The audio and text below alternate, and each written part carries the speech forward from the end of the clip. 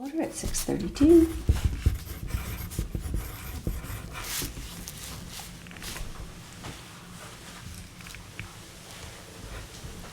And did you made a few minutes for the last one? No. No. Okay. It's all I'll good. do minutes for this one. Okay. I caught up on posting all the old minutes and things though. Okay. Like, and the director's reports and stuff. Okay. So we will then just worry about minutes Next time. next time, yeah. And move on to the director. All right. So our new library assistant, Marlene Kenny, began on August 25th. At our last meeting, there was another library assistant that we were in the process of hiring. She pulled her acceptance of the position, so I hired Marlene, who's been working out fantastically so far. The ARIS report was submitted, and I am working on the financial compliance report. This report involves gathering library-related expenses from other departments, so it takes some time to complete. I'm just waiting for the numbers from the accounting department. Part of our shelving order has been delivered. The remaining items are scheduled to ship on September 26th. I have spoken with the highway department, and we are planning to install the new shelves on October 9th. I believe we can complete this work with just the children's room closed October 8th to the 9th. I don't think we'll need to close the entire library, and we will need to hire a company to take the old shelves out of the library before the new ones are installed, which I believe we'll be able to do with that special article funding, because it's all part of the project. Our visitor count was steady throughout the summer with an average of about 120 people per week. I have not received any negative feedback regarding the hours, and having staff be able to work overlapping shifts has made it much easier to complete projects, provide good service, and have effective communication. So it's worked out well on our end. We'll see how it goes through the fall. Sounds good. We had 70 people register for our summer reading program, and at least 46 people earned raffle tickets throughout the summer. So it was a pretty good turnout for our first go around with a children's librarian running the summer reading program. And we're already talking about what worked and what didn't work this summer and getting ready for next summer a little bit. That's great. We have slowed programming for the month of September so we can catch up on other projects after the busyness of summer reading. We can keep preparing for the new shelves and plan our events for the next few months. Yeah, September's always so busy with the craziness of getting back to school and stuff. Yeah. The Friends of the Library are hosting a book sale on Saturday, September 13th from 10 a.m. to 1 p.m. And they are also going to be holding a fundraiser on October 19th. The event is Austen in the afternoon. It is in celebration of Jane Austen's 250th birthday this year. They're going to be screening Northanger Abbey, which is one of her lesser known works. It's a Gothic sort of novel, so it fits with the October vibes. Nice. And they'll serve tea, and there'll be a discussion of Austen's life and work. And that is going to be hosted at 19 Carter. The Neshoba Valley Pride has generously donated the proceeds from their raffle to the libraries that participated in this year's event. So we received $100, which they've asked we spend on diverse books and materials, particularly those focusing on the LGBTQIA+ community. So we're putting together a list of titles that we want to purchase specifically with that money.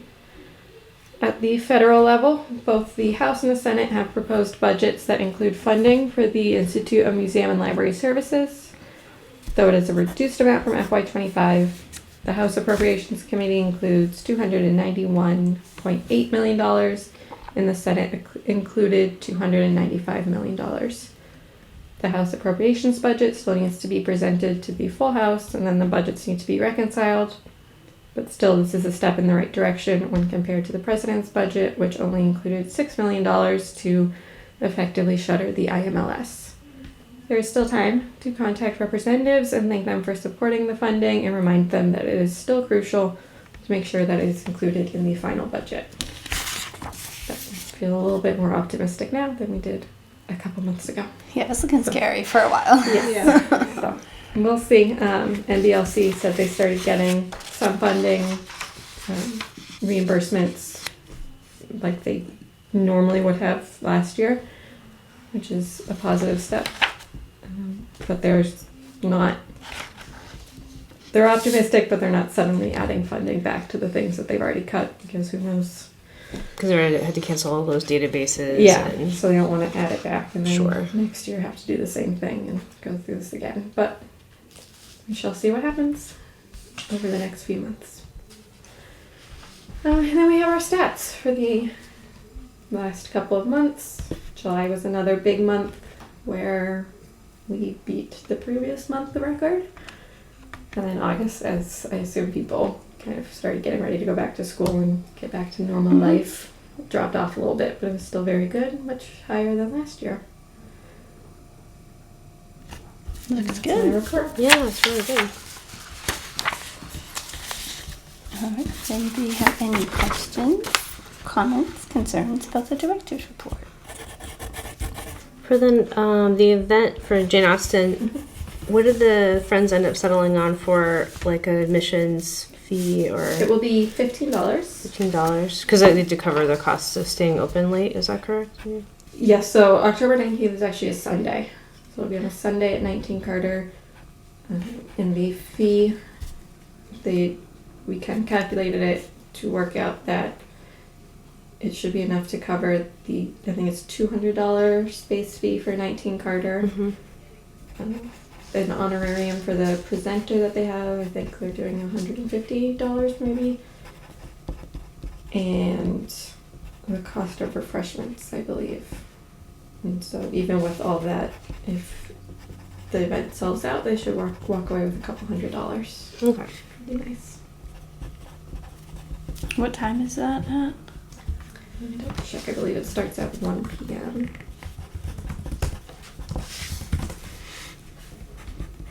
It will go until it runs for a couple hours. But luckily, Northanger Abbey is a shorter film, so they can fit a bit in. So it starts at 1:30 to 4:30. 3 hours. It'll be movies, tea, cool discussions. Everybody who attends is invited to dress up in period attire if they Amazing. like. All the staff will be. That's exciting. That's fun. I think there's going to be a little bingo game during the screening where the presenter, her name is Donna Chaffee, I believe. She'll, before the movie, talk about some of like the tropes and common elements that you see in Austen's work, and then during the movie everybody will have a bingo card where they can kind of mark off the things that That's really cute. they talked about that they notice in the film. And then after the film, That's they'll great. talk about it again, and I think she's bringing off some little trinkets or something. I'm not exactly sure what, for people who completed their bingo board to get as little prizes.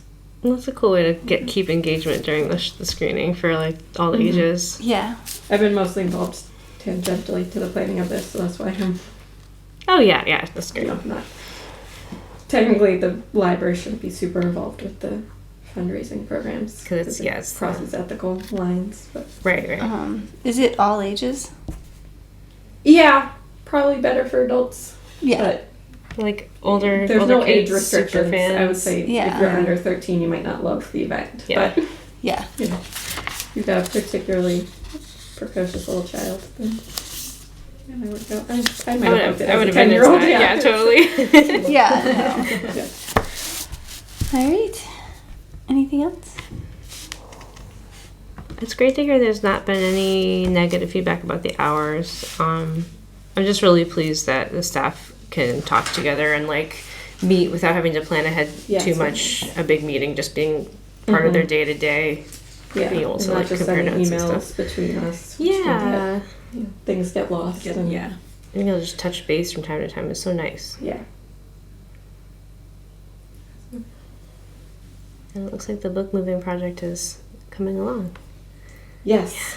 Yeah, we are getting there. It's been getting rid of enough books that they will all fit on the new shelves, and simultaneously filling the shelves for the book sale. I love a weeding opportunity. That's great.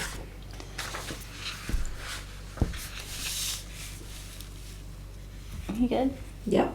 All right. I will move to accept the director's report I as submitted. second. All in favor? Aye. All right. Accepted unanimously as submitted.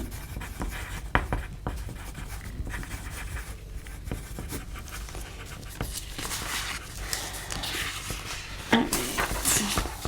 Go to the financial report.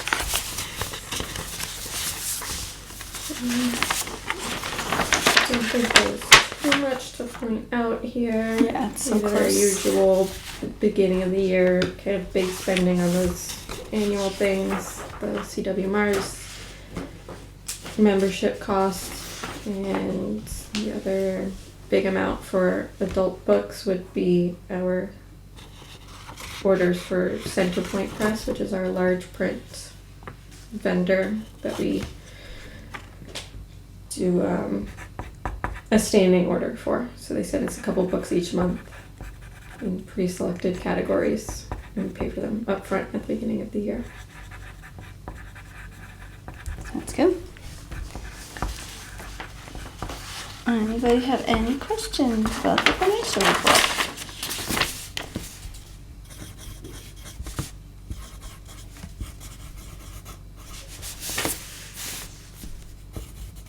The CW Mars fees are those how often do you pay them? And it's broken up into chunks, right? Like No, the it's CW not- Mars fee is a one-time. Oh, it's just the payment. beginning. Okay. Our state aid award we That's get the in two one. parts each year.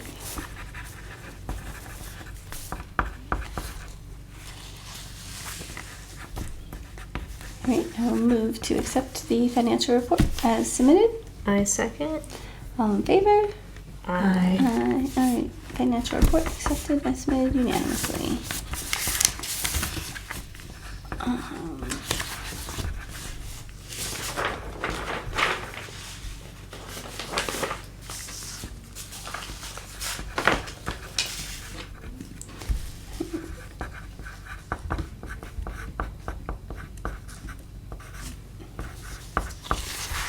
Do you want to go over the policies?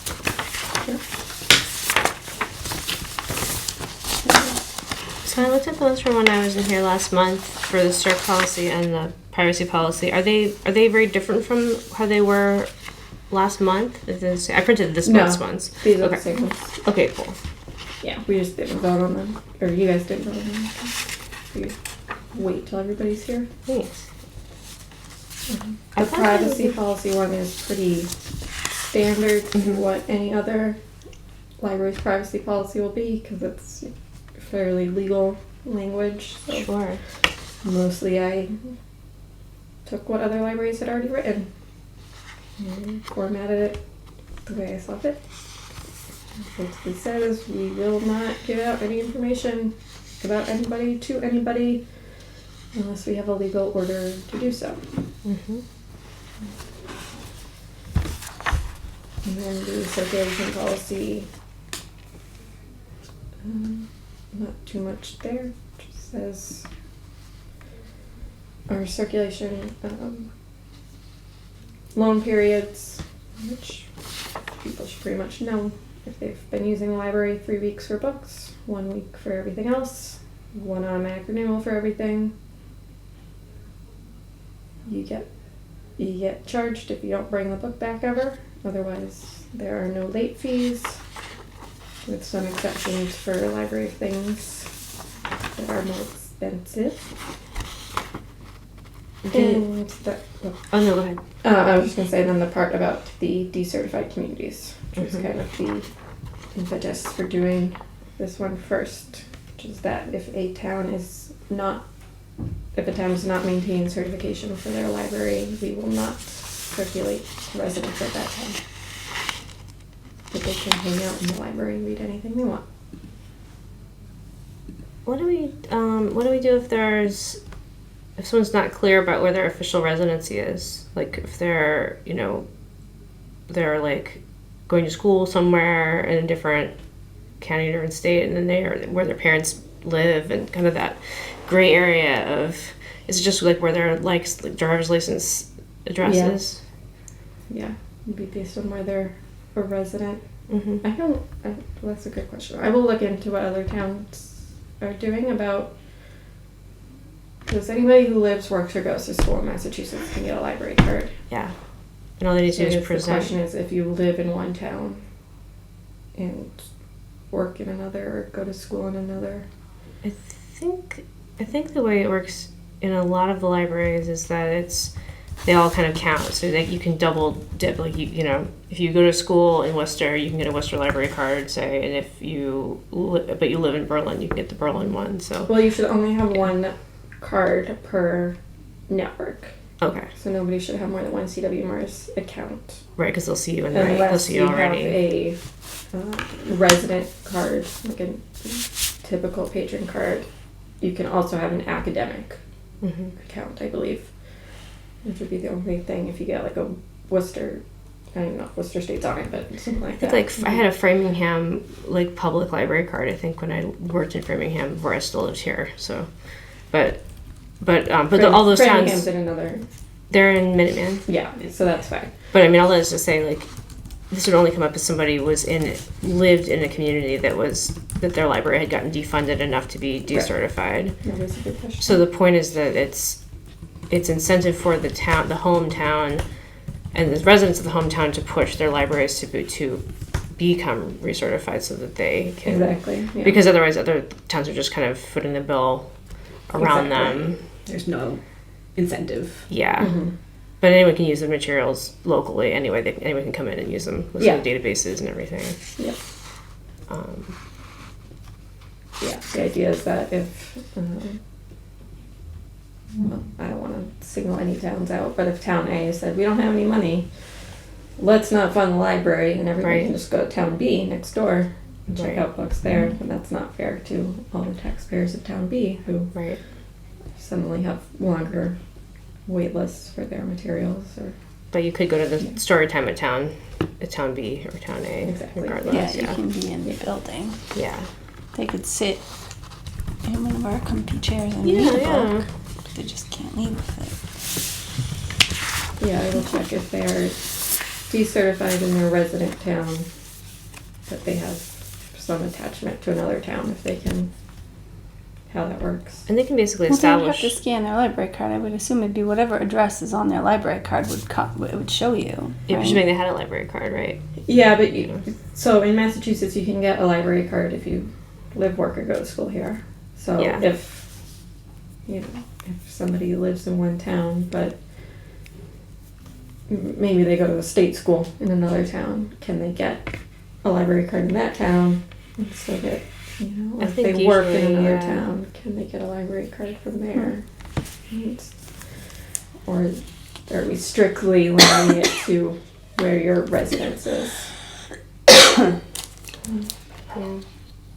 Which I think will be a few and far between case, but it's Sure. good to get ahead of it. And then Answer to it. my other question was for fees and fines. You mentioned the library of things like telescope or hotspot, but what about the passes to museums and zoos and things? Are those part of that? Because I can't remember if those are the kind of limited ones you return, or if they're like just get a printout that's half off at the Some of them you gardens turn or in. whatever. Most of them are returning to the library. The ecotarium gets left with the ecotarium. Oh, That's a cool. good So you just point. give it to Those them. actually check out for 3 days. And they all have the same loan period. Yeah, so I'll have to add a line in the loan periods that museum passes are 3 days with an automatic renewal. And those, I don't think we charge. I think some overdue libraries fines. charge a lot for that, or they're very Yeah. shopping It's like fees the and cost some of the don't. pass. Yeah. Like the cost of the annual pass. Yeah, or something. It's Oh, outrageous. that's a lot. Very Well, much a if turn they- off to me. If it's one pass that they bring and then they have to bring back to the library, if they lose it, then no one else then can we're use done. it for the Right. year. So Yeah, Right. So that it's makes fair that sense. it's Yeah. like for the whole year. But I think I it's actually was crazy. just making our new. We just got our new Icon Museum passes, and those have a $25 lost pass fee. So I will actually have to check if that is across the board for all of our passes, or if it's based on some. Some museums say if you lose a pass, here's the replacement cost for it. Some don't. It So- seems like very library by library, even within CBMRs. Like Yeah. everyone has at their own. Yeah, And I think so- any library has the right to, case by case, decide to waive. Yeah. Have a grace period. Be like, oh no, you're fine. Yeah, you know. and we've done that before. Yeah. People are a day late with their library things, and I don't want to charge them $150 because they think like the day it was due, so we'll forgive the. And that place was closed that day anyway, or If something. they keep it so- for 2 weeks, then that's a right. it's case by case. We use our judgment, but a day we'll usually forgive. But yeah, so I'll have to double check what the museum passes are. I always forget about those. Not in general, just that they have different. Because like one's like a half off at Times. Tower Yeah. Hill, and one's there's like lots of layers. I was looking at it for a friend I think who was visiting and looking at all the different City of Mars libraries, and I was like, there are so many different ways to do this. And yeah. We were actually just talking about it. CW Mars is doing their own strategic planning.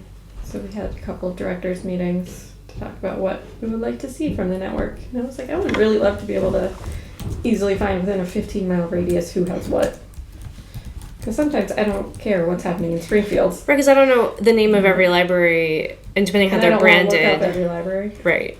And museum passes are different because most of them are all in the catalog. Yeah. But like our Ecotarian passes aren't in the catalog because we don't check them out. We just hand them out and tally mark how many.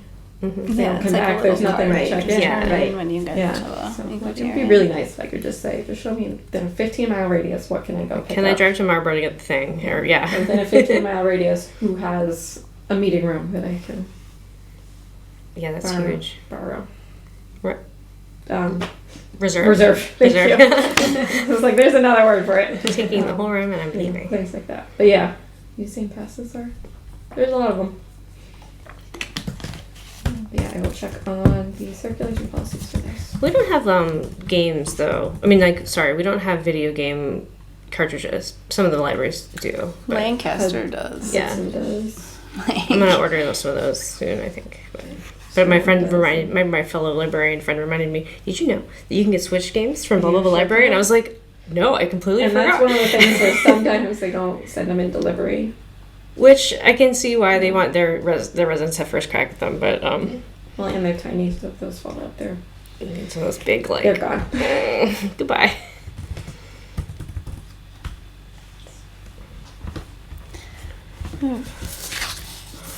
But that seems like it was like zooming out the CERC policy. This is all like very clear and understandable, I think, and I think you used a minimum of like esoteric library language I with tried, these yeah. because there's a lot of. You didn't say lone rule or you didn't say all the stuff that I said. You can just talk like a normal person. It's hard sometimes. It's We get so hard. used to saying it between ourselves. I start saying it to patrons, and I just see like a blank look over their I'm eyes. like, what do you mean? What's a CERC policy? What are you talking about? But the privacy policy is great, and I know in my day job I teach the student workers about this a lot about maintaining patron privacy, and this is like not just like the do's and don'ts, but also what you can zoom out and kind of see why it isn't saying it, it's not preaching it, but it's kind of like after the Patriot Act, you can figure that out.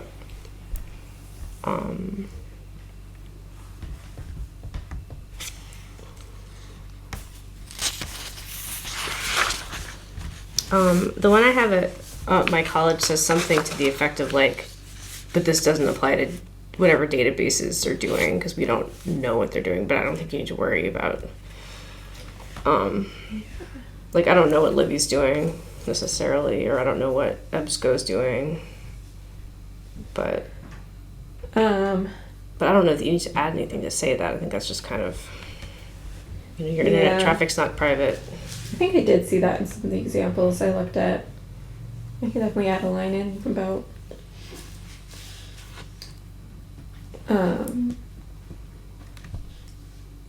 databases that the library subscribes to. Yeah, because that traffic, May collect. they're going to get your IP address. Yeah. May collect identifying information. And the ISP is going to do whatever they want. But that's sort of like an in-person educational opportunity for the patron, really. But we can't do all the privacy education all at once. Yeah, no, but I think I did see it. So I guess that's up to you all if you want that included in the policy or not.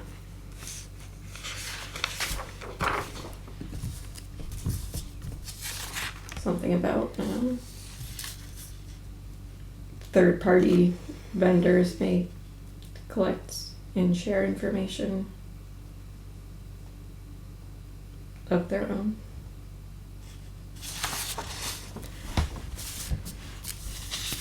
How often does that come up?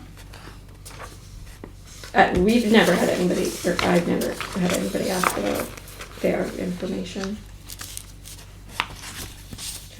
And I haven't heard about any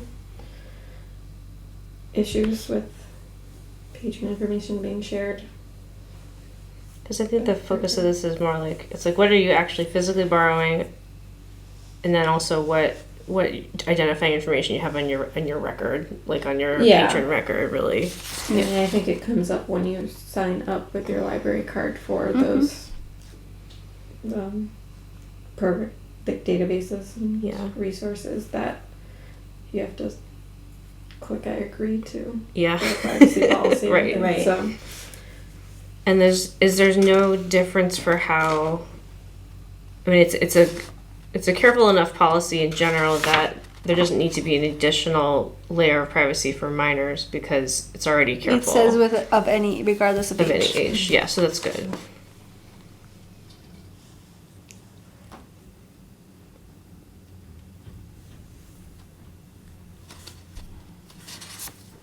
Yeah, we will be doing a unattended child's policy, which will include something to the effect of, we're not their parents, we're not going to enforce somebody else's rules about what they can and can't check out. Yeah. So unattended minors with a library card can check out whatever they want. Yeah. Something like that. In nicer, more official language, but I haven't worked it out yet. But, we're not gatekeeping this media for you. Yeah, like if the parent wants to have limits on what they can check out, then the parent needs to be here. Mm-hmm. Right. Are there any more questions on the circulation policy?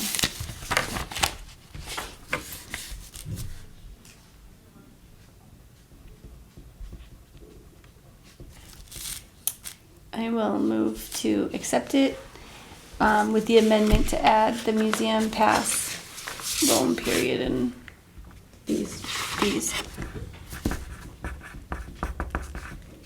I will second. All in favor? Aye. Aye. Okay, circulation policy is accepted as amended unanimously.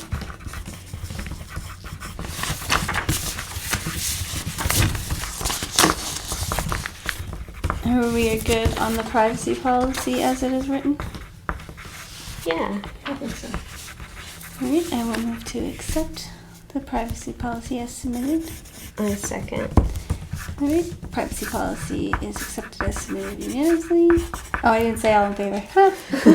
I'm reading, but I'm writing.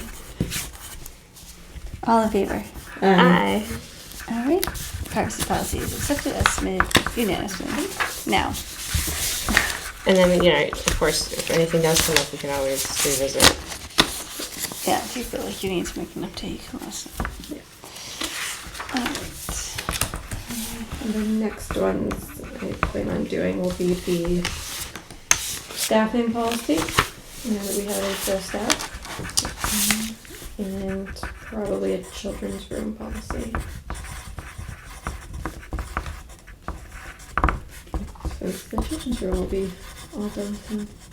Any ideas about what kind of stuff you want to do for the policies and I mean unattended child one, but like Yeah, I sent out.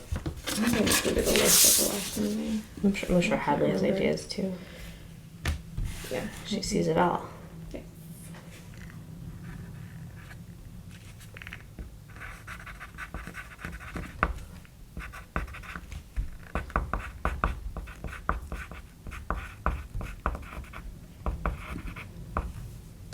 What were you thinking about for staff policy?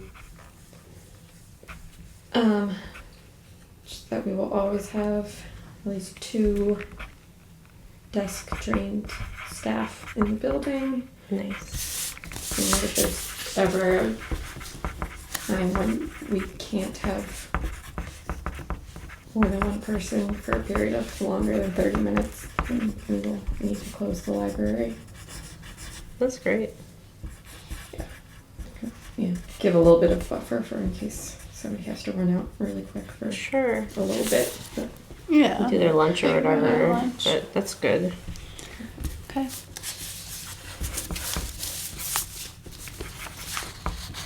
And then this, do you want to go over this the program, programs? yes, I think you had asked last time just for more detailed information from what I had shared from the RS report about our programs and where we're holding them, the age groups. So basically pulled all the numbers that I had put on the last 2 years of RS reports, with the caveat again that we weren't tracking super well in FY24. We started about halfway through, so some of those numbers are estimates, but I think they were pretty close to accurate.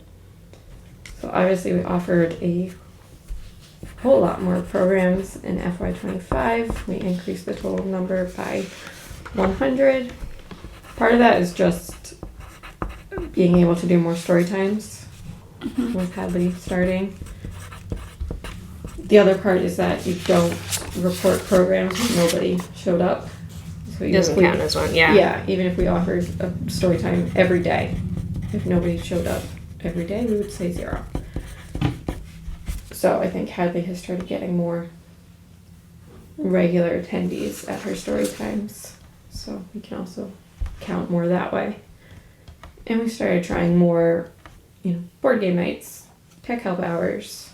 We had the digital literacy grant that we used to run specific tech help classes. Mm-hmm. So there were just more opportunities with things like that to have more programs in FY25. That also meant that some more were offered off-site because all of the tech help classes happened at 19 Carter. And we started game nights over at 1870. But now that we had this room cleared, they happen here. Cool. So there were some things like that. So I think overall we are moving more towards having more programs here. I don't think we'll be doing too many off-site on a regular basis.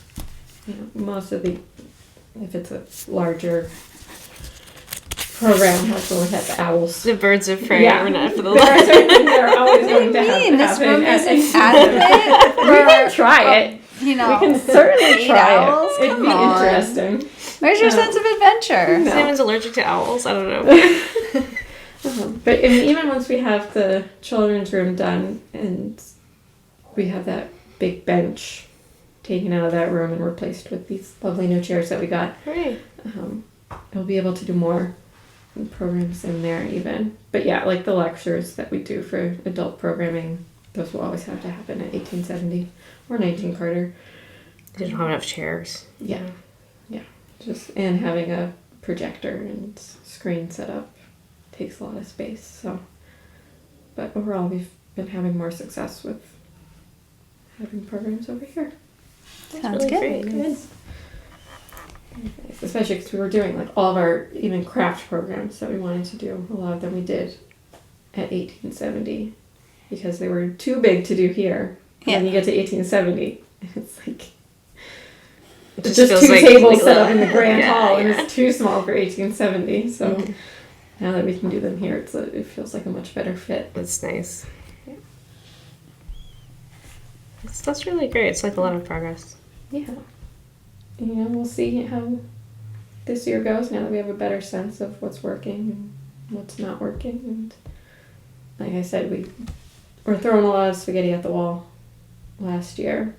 So we had a lot of programs that we tried and had a couple of attendees, but maybe we don't continue with those ones. But we have found ones that like Hadley's, cardboard and Lego club, where the kids build with either Lego or they cut up some cardboard and create something out of that. That's been a very big hit. That's awesome. A good amount of kids usually every time, so we'll keep that one going and get some good numbers out of it. Sounds good. There's another library, I think, that's doing the Lizzie Borden thing. Oh, the Lizzie Borden presenter. Yeah. I think Sterling. No. It's nice to see them like make the rounds. Lancaster. around. Lancaster. Yeah. I think Yeah. I I just think saw they have that a different and I was like, presenter, but Yeah. it's a hot topic. Yeah. And everybody loves it. A good murder mystery. Right. Do we have any trustee concerns?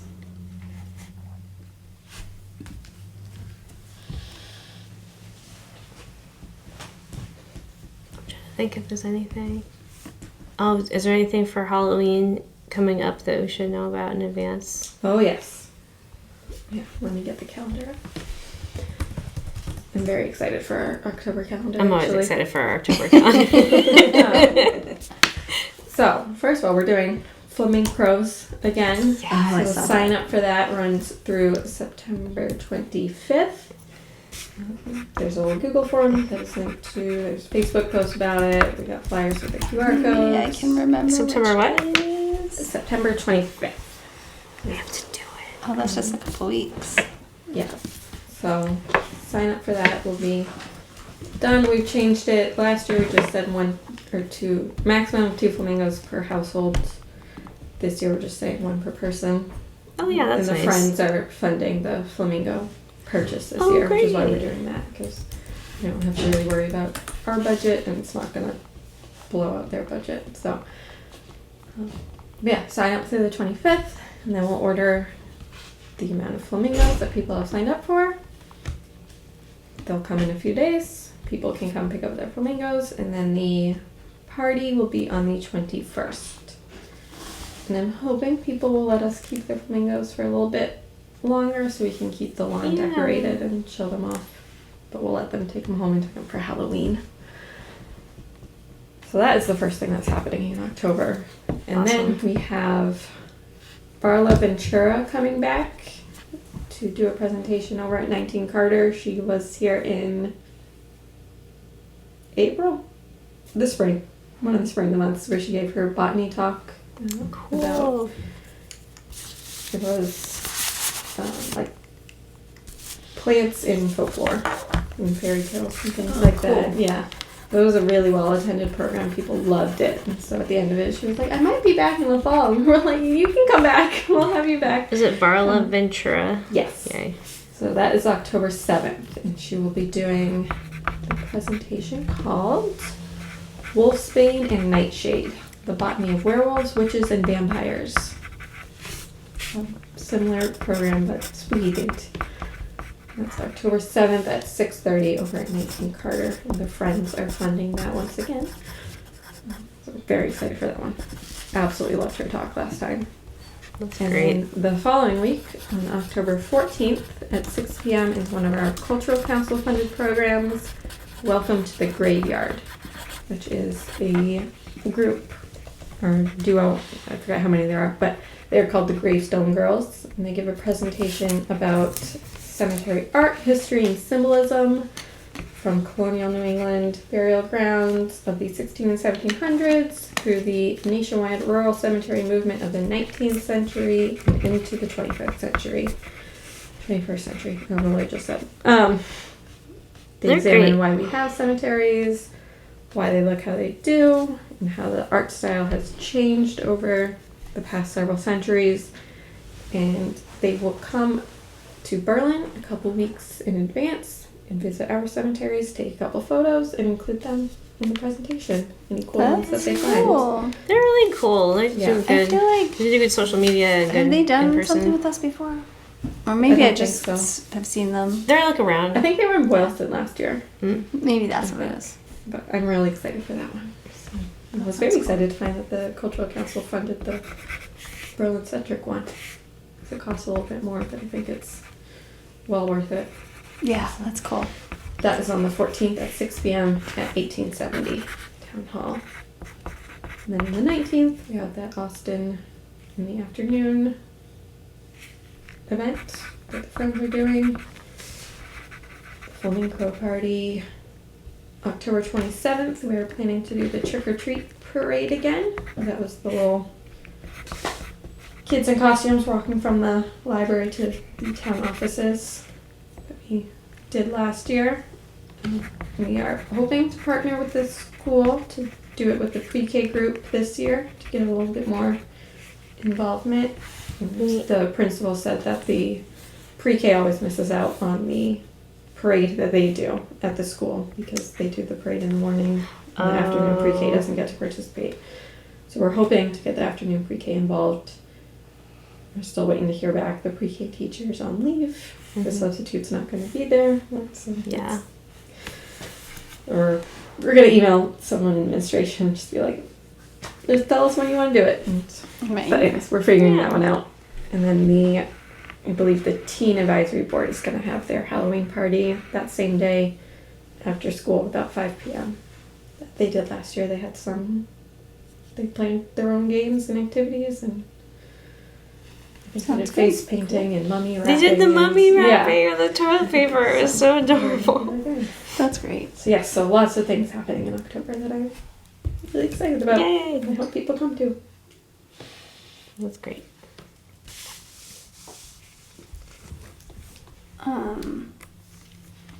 So for next month, because our typical meeting date is a holiday, it doesn't say that we have a meeting next month.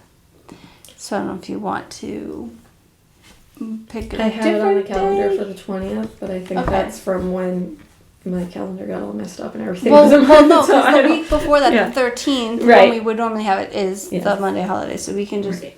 make it the 20th if that works for people. Or we can also do another day of the week. I don't. I'm fine with the 20th. Well, we can't do the 7th or the 14th because I'll be at programs. Yeah, no, but we can do the 20th, right? is fine. yeah. All right, so then our next meeting will be October 20th at 6:30. And then I will bring up now because I forgot there will be a fall town meeting that I think is being announced at the select board meeting tonight on November 17th. Okay, I saw something about that. I had on the calendar as the meeting date, but again, that could be wrong. I have November 10th. Okay. The November. All right. I Any? don't know why my calendar is always a week off. I feel like I always fix it every meeting and then it's still a week off. Anything else from anyone else? I don't think so. Let me just set this before I forget it.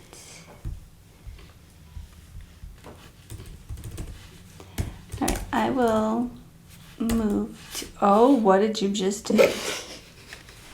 It's always saving things before you're sure. It's great. I hit the backspace button and I think it went back a page. Yeah, Google Calendars. Well, no, Oh, was I'm it- in my is it town town government. government? That's Yeah. also, yeah. When in doubt, I just refresh it and then try again. And Let's see. I can pull up the page and tell you what I see. Oh, no, it's here. We're good. All right. there's no are you sure? Like they just assume you're sure. No, I hit the backspace button and it moved back a page. I'm like, that's not supposed to happen anymore. I see us on October 20th at 6. Well, you have it in there at 6 p.m. October 20th? Yeah. I didn't do anything yet. I didn't even submit it. Well, it's in there. Just the auto generate. Yeah, it's I feel like it saves it All before right, you. it's going to do that, and then I'm going to adjust it because I forgot to copy paste the. Oh, yeah, now we have two in here. Oh, all right. Too I'm many's gonna one fix it. Maybe. There's one for October 20th at 6 p.m. with no location, so I think something went. Yeah, that's the one Something when I hit saved the earlier. back button. But there is October 20th at 6:30 at Yes. the library, so you just save one and then delete the other. What is this? That is not what I wanted. That is what I wanted, so that I can do this.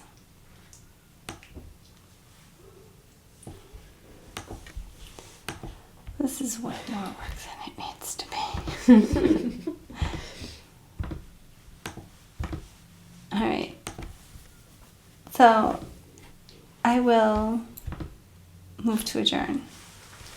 I second. All in favor? I. A meeting adjourned 7:18.